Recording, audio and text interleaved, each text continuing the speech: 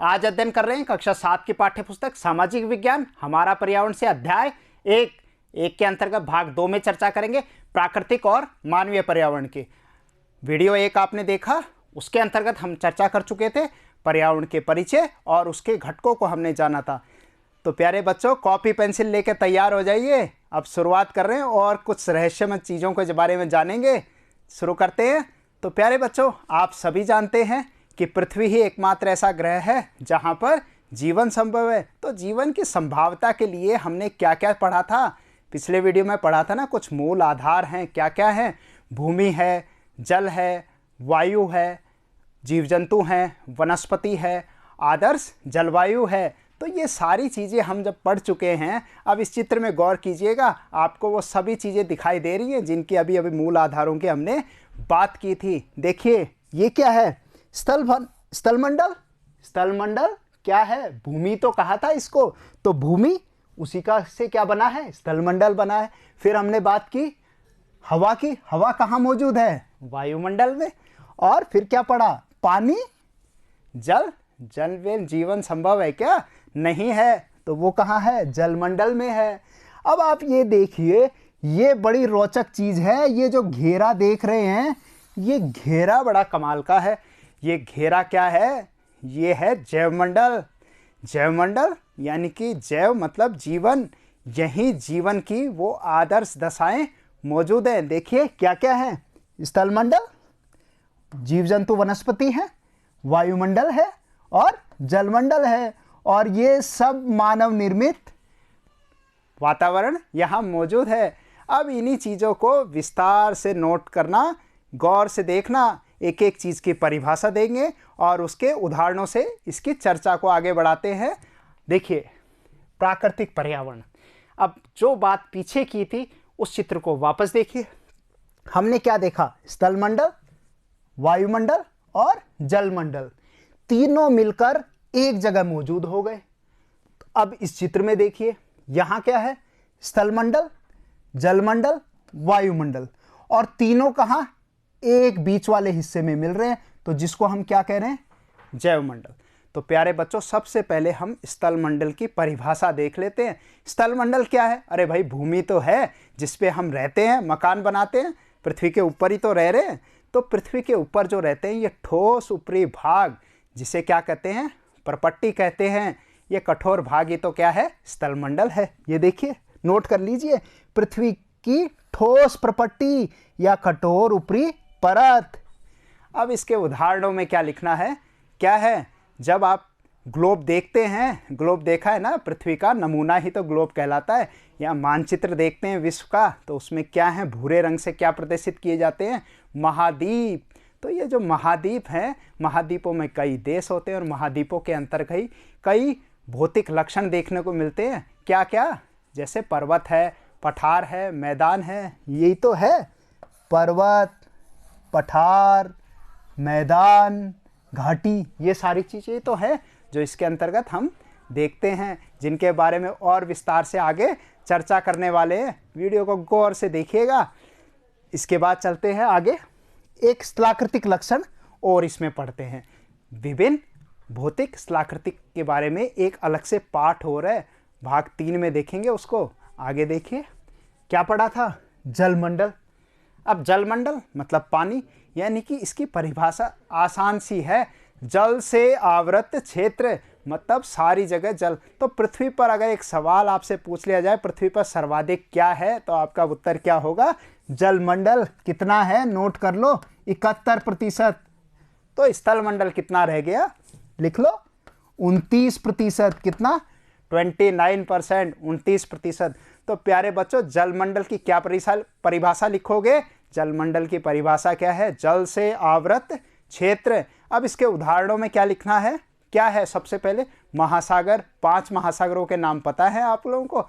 महासागर, महासागर के बाद उससे छोटे सागर या समुद्र कह सकते हो। फिर नदियां हैं, झीलें हैं। तो ये सब क्या हैं? प्रकृति के जो जलराशियां हैं, जो किसके अंतर्गत आती हैं? जलमंडल के अंतर्गत आती हैं। इसके बाद हमने पढ़ा था मूल आवश्यकताओं में हवा। तो हवा कहाँ मौजूद है? देखो आकाश की तरफ, हवा है उसमें। तो हवा से ही तो क्या बना हुआ है, वायु। हवा और वायु एक ही तो है। तो वायु का आवरण क्या कहलाता है, वायुमंडल कहलाता है। तो ये देखिए पृथ्वी पर क्या है, एक वायु का आवरण है। तो प्यारे बच्चों, पृथ्वी पर वायु का आवरण, चलिए एक चित्र से देखते हैं। ये पृथ्वी और इसके पृथ्वी के चारों तरफ क्या बना हुआ है, एक वायु का आवरण बना हुआ है। इसमें विभिन्न प्रकार की गैसें हैं, जलवाष्प है, धूल के कण है, ये सब इस वायु के आवरण में मौजूद रहते हैं। तो प्यारे बच्चों, एक चीज़ गौर फरमाइएगा, ये वायु का आवरण जैसे गुब्बारे में हवा भरते हैं और हवा भरने के बाद अगर उसके मुंह को खोल दिया जाए तो फुस हवा निकल जाती है। अब आप एक बताइएगा, प्रश्न है क्या कि ये हवा जो इसके चारों तरफ वायु का आवरण बना हुआ है, ये बाहर क्यों नहीं निकल जाता? क्या उत्तर दोगे? इसका उत्तर है पृथ्वी का गुरुत्वाकर्षण बल। ये देखिए, यही तो लिखा है, वायु का आवरण जो पृथ्वी के गुरुत्वाकर्षण बल के कारण है। बहुत जरूरी है कि ये गुरुत्वाकर्षण किसने दिया था, न्यूटन ने दिया था। विज्ञान वाली मैडम पढ़ाएंगी, गौर से देखना।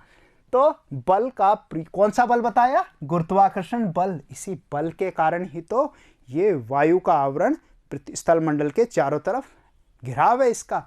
अब प्यारे बच्चों, ये कितनी ऊंचाई तक है, इसकी ऊंचाई कितनी है, 10,000 किलोमीटर तक। ऊपर देखिए वायुमंडल, आकाश नीला नीला आकाश अलग अलग होता है। कभी सुबह के समय देखें मॉर्निंग में तो कैसा होता है, लालिमा लेयर होता है। शाम के समय कैसा होता है, नारंगी रंग का होता है, सूर्यास्त होता है ना जब। तो आकाश का नीलापन, लालिमा, पीलापन, ये जो विभिन्न रंग है, ये कहीं ना कहीं से वायुमंडल के अंदर इनके रहस्य छुपे हुए हैं, जिनको बारी बारी से एक एक करके एक एक पार्ट में इन रहस्यों को खोलते जाएंगे। वीडियो को निरंतर देखते रहना। आगे देखिए, तो वायुमंडल में अध्ययन क्या क्या करने वाले हैं प्यारे बच्चों। इसमें अध्ययन करेंगे वायु की संरचना के बारे में और वायु के संगठन के बारे में। तो वायु के संगठन के अंतर्गत हम क्या पढ़ेंगे, विभिन्न गैसें पढ़ेंगे, जलवाष्प पढ़ेंगे और धूल के कणों के बारे में जानेंगे। आगे देखते हैं, विभिन्न परतों का अध्ययन करेंगे इसकी संरचना के अंदर। परतें कौन कौन सी हैं, अलग अलग परतें हैं ना, श्रोममंडल, समताप मंडल, मध्य मंडल, आयन मंडल और ब्रह्मंडल। अब प्यारे बच्चों, एक चीज याद रखना, ये वायुमंडल कहाँ तक है, 10,000 किलोमीटर। तो वायुमंडल के ऊपर क्या आ जाएगा, ऊपर आ जाएगा आपका स्पेस, जिसको आप क्या कहते हैं, अंतरिक्ष कहते हैं। और अंतरिक्ष से और ऊपर क्या आएगा, ब्रह्मांड, यूनिवर्स कहते हैं। तो इसी तरीके से और भी बातों के बारे में हम जानकारी देते रहेंगे। अब बच गया प्यारे बच्चों जैवमंडल, चलो इसको भी समझ लेते हैं। अब देखिए जैवमंडल क्या है, बड़ा आसान है, देखिएगा। जलमंडल, स्थलमंडल, जलमंडल, वायुमंडल, जब ये तीनों चीजें क्या हैं, एक संकीर्ण भाग में मिलती हैं, संकीर्ण पेटी में मिलती हैं, तो वो संकीर्ण भाग जहाँ जीवन की दशाएं मौजूद होती हैं, वहीं पर जीव, पादप, वनस्पति सब चीज़ें मानव के लिए एक उपयुक्त वातावरण निर्माण करते हैं। वो सही वही क्या कहलाता है, जैवमंडल कहलाता है, जिसको बायोस्फीयर कहा जाता है। देखिए परिभाषा क्या है, जलमंडल, स्थलमंडल और वायुमंडल मिलकर जीवन के लिए उपयुक्त दशाएं, जहां पादप, जीव जंतु, पादप मतलब पेड़ पौधे, जीव जंतु, जानवर वगैरह, ये मिलकर क्या करते हैं, सजीव संसार का निर्माण करते हैं। और यहाँ मानव भी तो है, उसको मत भूलना, हम इंसान भी तो हैं। और यही क्या है प्यारे बच्चों, जीवन संभव हो सका है। अब प्यारे बच्चों, आपने जान लिया जैवमंडल क्या है। अब जैवमंडल में क्या क्या पढ़ा आपने, गौर कीजिएगा।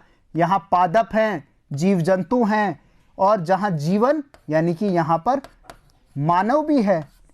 यानी कि ये सब क्या हो गए, इनको हम एक नाम दे देते हैं, इनको कहते हैं जैविक। जीवन से संबंधित है, जैविक कह देते हैं, यानी कि ये जैविक घटक हैं। इसके बाद ये ऊपर की चीज़ें क्या हैं, जैसे वायु, जल, स्थल, ये हैं अजैविक। महाद्वीप, पर्वत, पठार, ये अजैविक हैं। जल, ये अजैविक हैं। तो इन दोनों से मिलकर क्या बनता है, देखिए ये हैं प्राकृतिक पर्यावरण के घटक बनते हैं। तो जैविक क्या पढ़ा, सजीव प्राणियों का संसार। जैसे जीव, पादप और जंतु कहाँ पढ़े? जैवमंडल में पढ़े। और अजैविक क्या? निर्जीव पदार्थों का संसार। क्या है? स्थल मंडल, जलमंडल, वायुमंडल, यही तो मिलकर निर्जीव है। पर क्या ये अलग अलग हैं? क्या अलग अलग नहीं है प्यारे बच्चों, एक दूसरे से अंतर संबंधित होते हैं। संबंध होना जरूरी है। तो ये अंतर संबंधित होकर क्या करते हैं? एक दूसरे से अंतःक्रिया करते हैं। अंतःक्रिया आपस में करते हैं।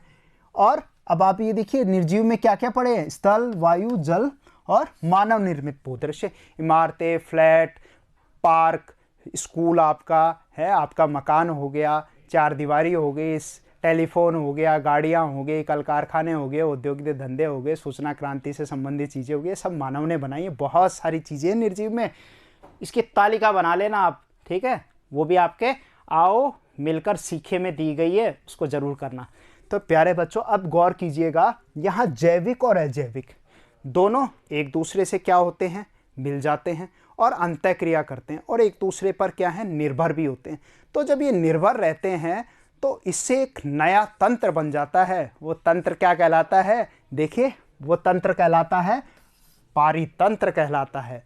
पारितंत्र या पारिस्थितिकी तंत्र भी कह सकते हैं, इंग्लिश में इसको इकोसिस्टम कहते हैं प्यारे बच्चों। तो क्या है पारितंत्र? ऐसा तंत्र जिसमें जैविक अजैविक दोनों एक दूसरे से क्या कर रहे हैं? अंतःक्रिया कर रहे हैं, एक दूसरे का अंतः अनुसरण करते हैं। अंतः आकर्षण है, एक दूसरे के बीच में आकर्षण होता है। आत्मनिर्भर हैं एक दूसरे पर, अपनी आवश्यकताओं को पूरा करने के लिए एक दूसरे से। जैसे मनुष्य क्या है?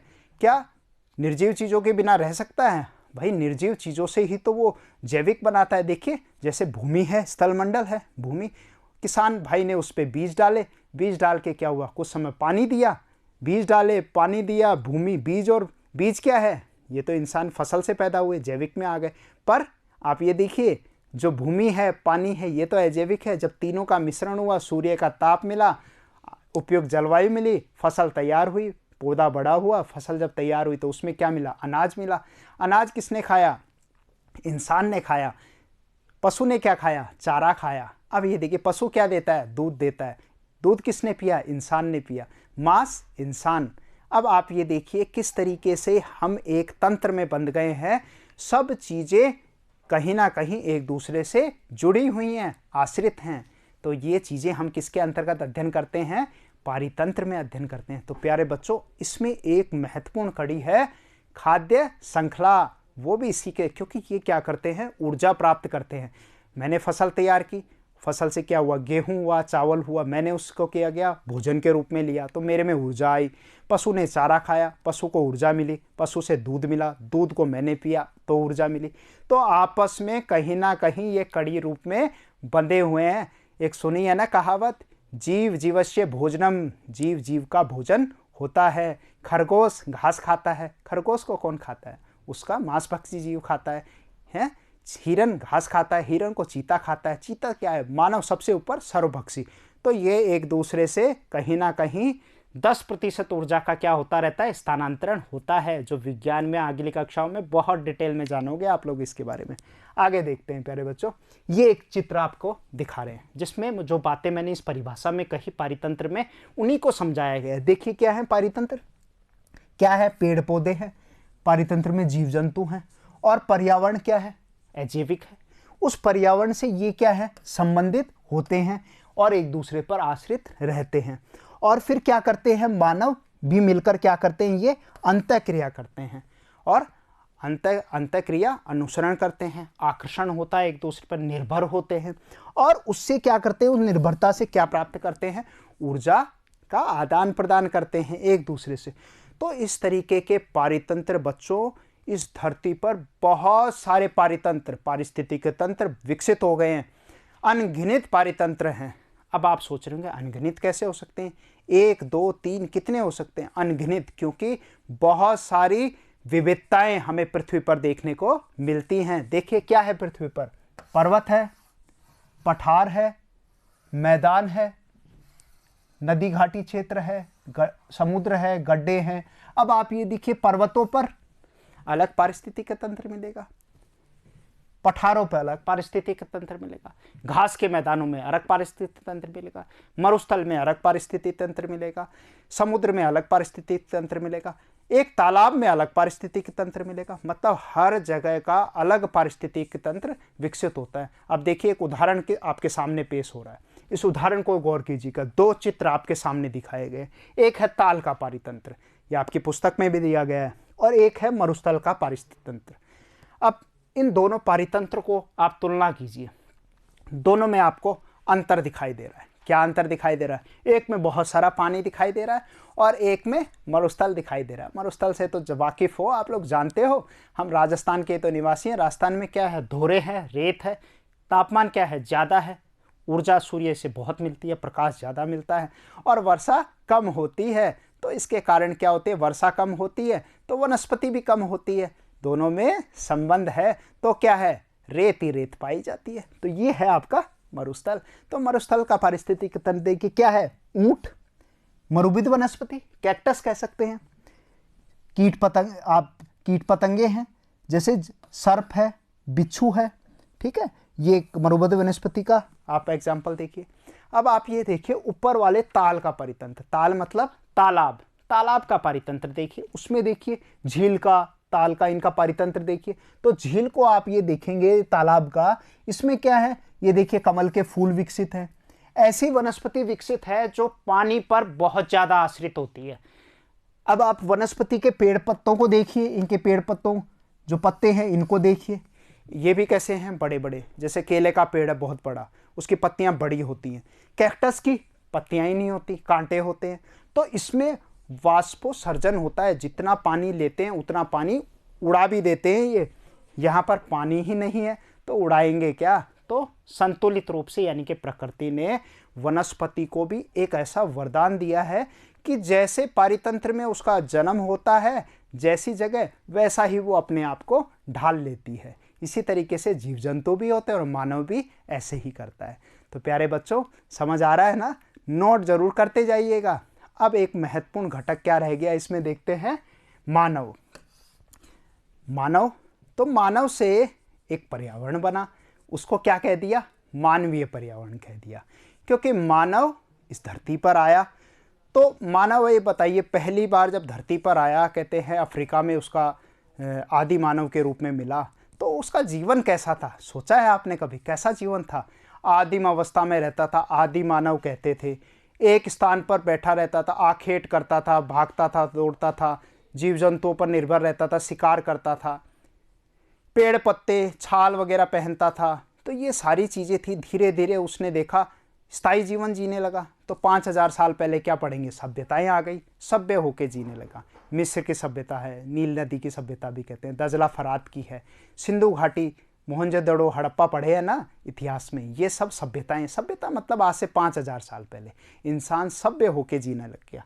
तो उसकी आवश्यकताएं धीरे धीरे बढ़ने लग गई और उसने क्या है? स्थायी जीवन जीना शुरू कर दिया। अब स्थायी जीवन जीने लग गया तो अब क्या है? मकान बनाने लग गया। मकान बनाया तो उसने क्या किया? फसल उगाना शुरू किया। फसलों के साथ साथ प्यारे बच्चों पशुपालन भी शुरू कर दिया उसने। और फिर धीरे धीरे पहिए का आविष्कार, और फिर धीरे धीरे जब माल पैदा हुआ, फसल तैयार हुई, एक स्थान से दूसरे स्थान लाने में बड़ी दिक्कत होती थी, तो खोजबीन करके पहिया का आविष्कार किया। धीरे धीरे इसी तरीके से आवश्यकता, तो पहले प्यारे बच्चों, तो मानव ने आपने देखा किस तरीके से अपनी आवश्यकताओं को पूरा करने के लिए पर्यावरण में क्या है? रद्दो बदलाव करने लग गया। देखिए गौर कीजिए परिभाषा पर। मानव अपने पर्यावरण के साथ पारस्परिक क्रिया करता है और उसमें अपनी आवश्यकता के अनुसार क्या करता है? परिवर्तन करता है। प्रारंभिक मानव, मैंने चर्चा की थी ना, आदि मानव, ये स्वयं को प्रकृति के अनुरूप बना लिया था। उसका जीवन सरल था एवं आसपास की प्रकृति से उसकी आवश्यकताएं क्या हो जाती थी? पूरी हो जाती थी। पर धीरे धीरे मानव की आवश्यकताएं क्या हैं प्यारे बच्चों? अनंत हैं। संसाधन सीमित हैं, मानव की आवश्यकताएं अनंत, रोज नई डिमांड, रोज कुछ ना कुछ करता रहता है। तो आवश्यकता है तो आवश्यकता के अनुसार क्या करता है? आविष्कार भी करता है। आवश्यकता ही तो आविष्कार की जननी है। अब आगे देखिए, यही तो परिभाषा में बताया है। मानव और पर्यावरण दोनों में क्या है? पारस्परिक क्रिया है, एक दूसरे पर निर्भर है। तो क्या बन गया? मानवीय पर्यावरण बन गया।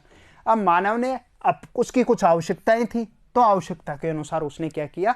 इसमें परिवर्तन कर दिया। क्या क्या परिवर्तन किया? क्या क्या पढ़ा था? फसल उगाना, पशुपालन, पहिए का आविष्कार, वस्तु विनिमय। इसको गौर कीजिएगा, इस पे थोड़ी सी डिटेल में बात कर लेते हैं, बाकी तो आप समझ गए हैं। वस्तु विनिमय क्या होती है? एक सवाल आखिर में और पूछा जाएगा। वस्तु का विनिमय, वस्तु मतलब चीजें, उनको क्या करना है? आदान प्रदान करना है। आदान प्रदान, मेरे पास कुछ पैदा हुआ, जैसे गेहूं मैंने पैदा किया और मुझे चावल चाहिए, तो आप गेहूं लेने के लिए आजकल कैसे जाते हैं? गेहूं चाहिए तो परचूनी की दुकान पे जाएंगे, भाई साहब 2 किलो गेहूं दे देना, तो भाई साहब क्या लेंगे उसके बदले? धन लेंगे। परंतु ये जो वस्तु विनिमय सिस्टम है, जिसको बार्टर सिस्टम कहा जाता है, इस प्रणाली में धन का उपयोग नहीं होता था। आज भी कई आदिम जातियां इसका प्रयोग करती हैं। छत्तीसगढ़ के जंगलों में चले जाइए, गौंड प्रजाति के लोग, ऐसा ही आज अनुभव उनके साथ मिल सकता है। या पूर्वांचल में चले जाइए, वहाँ भी ऐसा देखने को मिल सकता है आपको, जहाँ धन का प्रचलन नहीं है। तो आदिम प्रजातियों में आज ऐसा होता है। अंडमान निकोबार में जरावा प्रजाति, वहाँ पर भी ऐसा ही देखने को मिलता है। यानी कि वस्तु के बदले वस्तु दी जाती है। मुझे नारियल चाहिए, मैंने पपीते के बदले नारियल ले लिया। मुझे दूध चाहिए, मैंने गाय है, गाय को मैंने अदला बदली बकरी से कर ली। तो इस तरीके से हम वस्तु के बदले वस्तु का आदान प्रदान करते हैं, बशर्ते क्या काम में नहीं लेते हैं? धन का प्रयोग नहीं करते हैं, पूंजी का प्रयोग नहीं करते हैं, करेंसी का प्रयोग नहीं करते हैं, पैसा काम में नहीं लेते हैं। समझ गए? वस्तु विनिमय प्रणाली। आगे है औद्योगिक क्रांति, परिवहन के साधन और सूचना क्रांति। अब चित्र के माध्यम से भी इन पे गौर कर लीजिए। फसल उगाना, सबसे पहले फसल के साथ साथ पशुपालन भी शुरू किया गया, क्योंकि प्यारे बच्चों, कृषि सिर्फ फसल उगाना ही नहीं है। कृषि की परिभाषा क्या है? फसल के साथ पशुपालन भी करना। ये दोनों ही किसके अंतर्गत आते हैं? ये कृषि के अंतर्गत आते हैं। आगे पढ़ेंगे। पहिए का आविष्कार, देखिए पहले पत्थर के, लकड़ी के, अलग अलग, देखो आधुनिक गाड़ियों के, परिवहन के साधन भी बदल गए। ये वस्तु विनिमय, अभी बात की थी आपसे, क्या हो रहा है? वस्तुओं की बोली लगाई जा रही है, वस्तु के बदले वस्तु। पैसा इस्तेमाल में नहीं लिया जाता, धन का उपयोग नहीं किया जाता वस्तु विनिमय पद्धति में। औद्योगिक क्रांति हुई 15वीं-16वीं शताब्दी में, औद्योगिक क्रांति हुई। भाई प्रकृति ने हमें संसाधन दिए, संसाधन तो सीमित थे। अब इंसान ने उन संसाधनों का, आप ये सोच रहे हैं आपके घर में टेबल है, कुर्सी है, मेज है, ये आए कहाँ से? अरे भाई साइकिल है, कल कारखाने, ये कहीं कल कारखानों से ही तो आ रहे हैं। जैसे साइकिल है, किसकी बनी है भाई? लोहे की बनी है। तो लोहा कहाँ से आया? खनिज है ना। तो इंसान ने क्या किया? उसको परिष्कृत कर दिया, नया रूप दे दिया, उसका मूल्य बढ़ गया, साइकिल बना दी, टेक्नोलॉजी है। तो इस तरीके से औद्योगिक क्रांति से एक देश का विकास होता गया, निरंतर मानव का उसमें महत्वपूर्ण योगदान है। आगे देखिए, ये परिवहन के साधन विकसित हुए, क्योंकि स्पीडली हो गया, हर सिस्टम क्या हो गया? बढ़ने लग गया, तेजी से विस्तार करने लगा, तीव्र गति आ गई उसमें। और आखिर में सूचना क्रांति, पूरा विश्व वैश्विक ग्लोबलाइज हो गया है, वैश्वीकरण हो गया है सूचना क्रांति के कारण। तो प्यारे बच्चों, उम्मीद करते हैं वीडियो बड़ा पसंद आया होगा। इसी के साथ धन्यवाद।